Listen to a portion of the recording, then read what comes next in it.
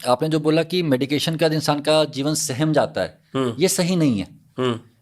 जैसे अगर आप किसी साइकेट्रिस्ट की ओपीडी में जाइए या मेरी ओपीडी में कभी आइएगा, है ना, हमारे पास ऐसे पेशेंट्स हैं जो 2 साल से आ रहे हैं, 5 साल से आ रहे हैं, 7 साल से आ रहे हैं, प्रोफेशनल्स हैं, अपना काम कर रहे हैं, and you know high working professionals. देखिए जर्नी उनकी समझिए क्या है। किसी भी इंसान को दवाई लेने का कोई शौक नहीं है।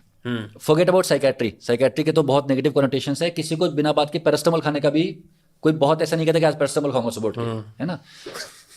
आपको मेडिसिन लेनी पड़ती हैं क्योंकि मेडिसिन लेना बेटर हो जाता है आपकी लाइफ के लिए ना लेने से। जैसे आपने चश्मा पहन रखा है, मैंने भी चश्मा पहन रखा है।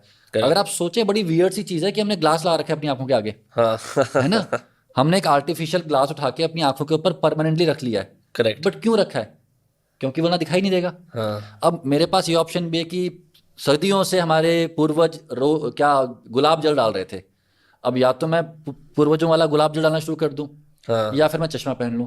किसी लेवल पे मैंने सोचा कि यार गुलाब जल डालने से कुछ नहीं हो रहा है, चश्मा पहनना है, तो मैंने चश्मा पहन लिया। आपने भी ये किया। Same applies to psychiatry. मान लीजिए एक पेशेंट है, वो आए, मैं आपको एक एग्जांपल देता हूँ, नाम के बिना ऑफ कोर्स।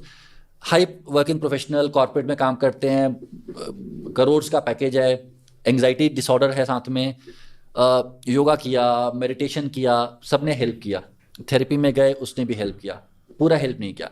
फिर मेडिकेशन ली, एंग्जाइटी के सिम्टम्स बहुत इंप्रूव हो गए, बहुत इंप्रूव हो गए। आपको लगता है कि साइड इफेक्ट सबको होते हैं? सबको साइड इफेक्ट होते ही नहीं है। साइड इफेक्ट एक स्मॉल नंबर ऑफ पीपल में होते हैं ना।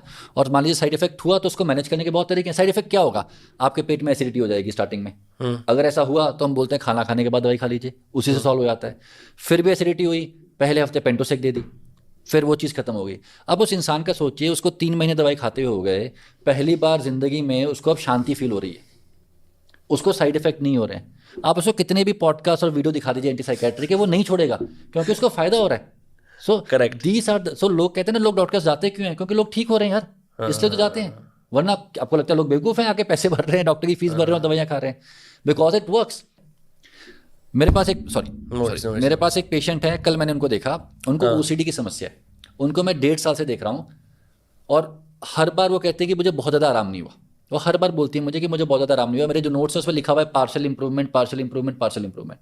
मैंने कल उनसे पूछा कि आप दिखा क्यों रहे हो, है ना, अगर आपको आराम नहीं हो रहा, मतलब कोई खराब तरीके से नहीं, एक जानने के लिए। तो उन्होंने बोला कि डॉक्टर साहब, मैं जहाँ से शुरू हुई थी वहाँ से मैं 50% इम्प्रूव हूँ और इन दवाइयों से मेरी लाइफ चल रही है। दवाइयों के बिना मेरी लाइफ रुक जाती है। वो 100% ठीक नहीं हुई, लेकिन उनकी लाइफ चल रही है। ये बहुत बड़ी चीज़ है एक इंसान के लिए। इसलिए people continue with the medication, अगर वो पूरा ठीक ना भी हो। जैसे आप जो सवाल पूछ रहे हैं ना कि अगर वो पूरा ठीक नहीं हुए, अगर 50% इंप्रूवमेंट आ गए तो कोई छोटी चीज़ थोड़े ना। अगर आपको डिप्रेशन की समस्या है तो आप डॉक्टर प्रवीण त्रिपाठी से सीख सकते हैं कि डिप्रेशन के पेशेंट्स में काउंसलिंग कैसे की जाती है और उन टेक्निक्स को यूज करके डिप्रेशन से बाहर निकलने की जर्नी को शुरू कर सकते हैं।